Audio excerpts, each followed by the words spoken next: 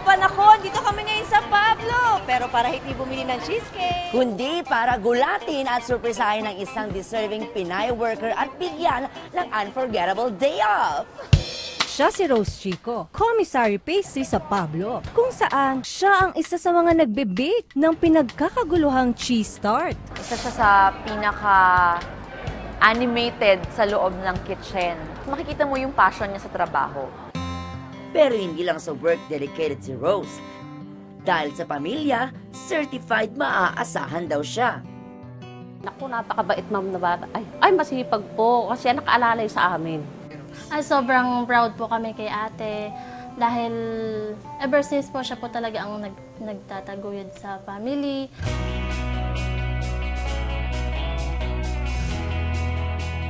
You know, Rose, she's been through a lot. It's time to, you know, to make her feel special. Ayan, but the revelation is, susubukan muna natin si Ate Rose sa isang makulit na prank. Set up, ganyan. Kayo ang aking mga kasabwat. Si Kuya, ikaw ang aking magiging kasabwat number 1. So, ang gagawin mo, ikaw yung magiging makulit. Kasabwat number 2, ang aking ate demanding. Basta mag-demand ka lang, halimbawa, ganito yung tatak. Sabi mo, ayaw mo yan, o dagdagan mo na isa. Kayang-kaya. And syempre, ito rin ang magiging sagot sa matagumpay nating misyon. Ating executive pastry chef, si Miss Kate. Pinaghandaan talaga namin ito dahil may spy cameras pa kaming nakaset up sa loob ng store at pinahawak sa aming mga kasabwat. Start na ng shift ni Rose kaya umpisahan na natin ang Keming prank na tatawagin nating Prangkimehan. Ayan, si Kuyang makulit. Kukulitin niya dapat si Ate Rose. Oo. Ito, ano to?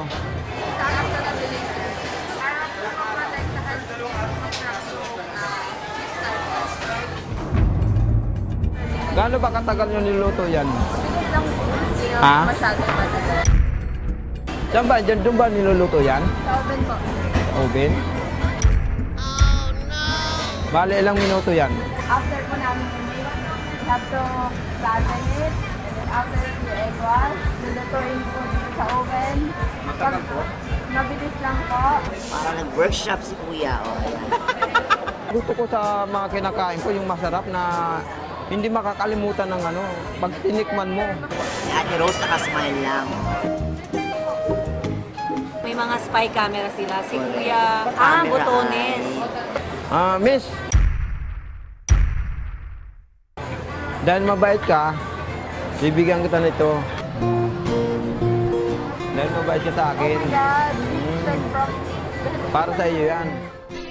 Kamusta na ang ate kong mahilig magpaganda ng buhok? Sana nabigyan ka ulit ng pagkakataon na mapaayos ulit ang buhok mo, ha? Bongga ang pahabs ni Kuya. Gift certificate ng salon. Nako, yan ang wish ni Rose, ang makapagpaayos ng kanyang crowning glory. Nakapila na ang aming kasabwat number 2. Mabigay kaya ni Rose ang lahat ng kanyang demands? Hi, excuse me. Ano yung best seller nyo? May feelings ba yan sa loob? Wala. Hindi ko pwedeng lagyan ng feelings. Pwede kasi standard na yun. Ganun ba? Ayan, humihirat na ng demand si kasabwat number 2. Pagbibigyan kaya siya ni Ate Rose? Eh, how about yung logo na? Bawal po, sorry. Standard lang po kasi na. Hindi po pwede, sorry po. Pag ganyan talaga yung work mo, kailangan puno-puno ka ng pagpapasensya. Tingnan natin kung hanggang saan. Ang pasensya ni Ate Rose. Ano na lang, yung glaze na lang. Please po, sorry ma'am, one day din lang kasi po nag-standard. Hindi, natawagan ko sila kasi saan lang talaga ako, pasensya. Madam, ayaw niya kasing dagdagan ng... Hindi pwede. Pasensya ng ng glaze. Bawal daw. Bawal daw additional na glaze. Sabihin mo, subtract na lang, subtractional glaze. Yan. Bawasan niya na lang kamo kung ayaw niyang dagdagan. Pwede daw pang bawasan na lang yung glaze. Mabawasan po.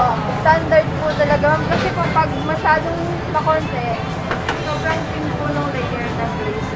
Okay lang po ba kayo na lang pumunta dito para umorder? Malapit na po ba kayo, madam?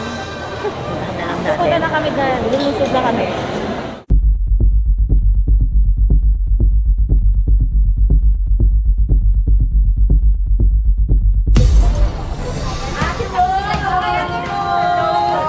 Good afternoon po.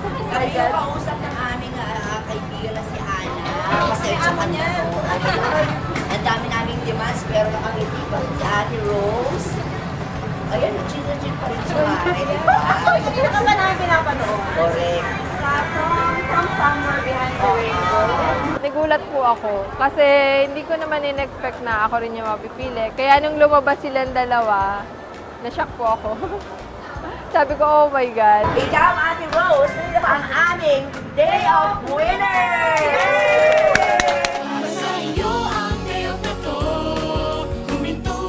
Ang gagaling naman kasabwat natin.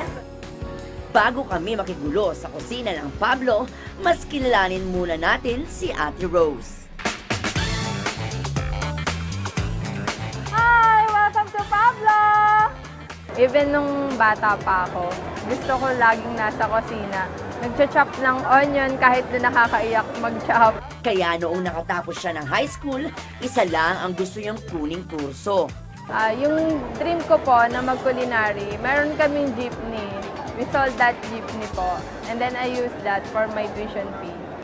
Pebrero ng taong ito, nakapagtapos si Rose ng kolehiyo sa kursong Culinary Arts. May mga medal at certificate pa siyang nakuha dahil sa galing sa pagluluto at pagbe-bake. Nung hindi pa po bukas si Pablo, last year pa, lagi kami nagdadaan dito ng classmate ko. Kasi love namin kumain ng cheesecake. Sumabak sa matinding training si Rose para matutunan kung paano gawin ang Pablo Cheese Tarts. Sa katunayan, mga Japanese chef pa raw ang nagturo sa kanila. Bongga! Hindi ko talaga naisip na yung sinisilip ko lang dati kung kailan magbubukas kasi gusto kong kumain ng cheese tart nila. Doon pala ako mag-work. Pero teka, hindi lang pala cheesecake ang love ni Rose. May cute revelations ang loved ones niya sa atin. Dadaan po yung nakabisikletang nagsusurbete sa amin. Ang layo na, siguro mga ikalimang bahay, nakahabulin niya yun. Hahabulin niya talaga. May isa siyang crush na crush eh. It's Tom Rodriguez na lagi niyang binabanggit at napapangiti siya sa tuwing binibigkas niya yung pangalan na yun. Madaldal. Madaldal si Rose. So I think what makes her happy is maybe talking to her family. Siguro po ang magpapasaya sa kanya, oven po. Kasi yun po yung talagang gusto niyang magkaroon siya.